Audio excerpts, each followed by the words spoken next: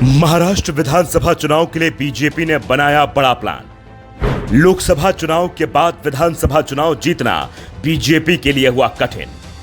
लोकसभा चुनाव में कांग्रेस के नेतृत्व वाले गठबंधन ने हासिल की थी जीत। नमस्कार, आपके साथ मैं हूं आदित्य कुमार। लोकसभा चुनाव के बाद अब महाराष्ट्र में विधानसभा चुनाव की तैयारियां तेज हो गई हैं। बीजेपी के लिए महाराष्ट्र की लड़ाई को सबसे कठिन माना जा रहा है, तो इंडिया गठबंधन की लड़ाई आसान नहीं रहने वाली।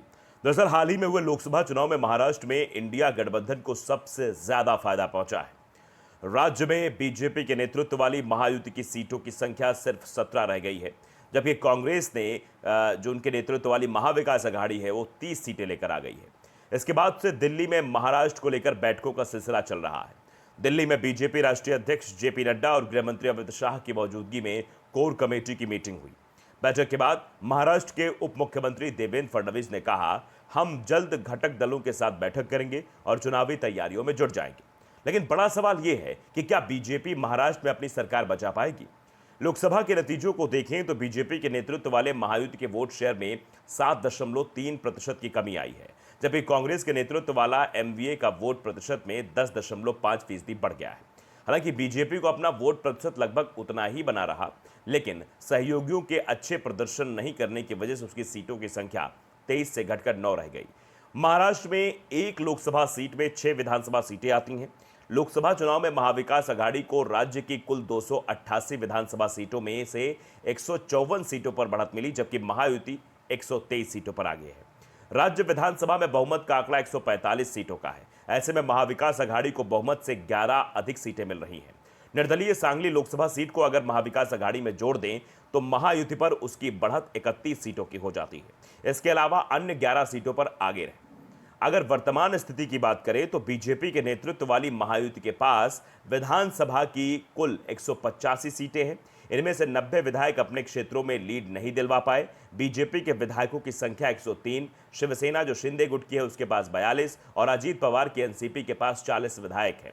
बीजेपी को सिर्फ 55 क्षेत्रों में लीड मिली, शिवसेना को 22 और एनसीपी को 17 विधानसभा में लीड मिली। महायुति यानी कि एनडीए के लिए यही सबसे अधिक चिंताजनक विषय है कि उसके आधे विधायक एक तरीके से लोकसभा चुनाव में पीछे रहे।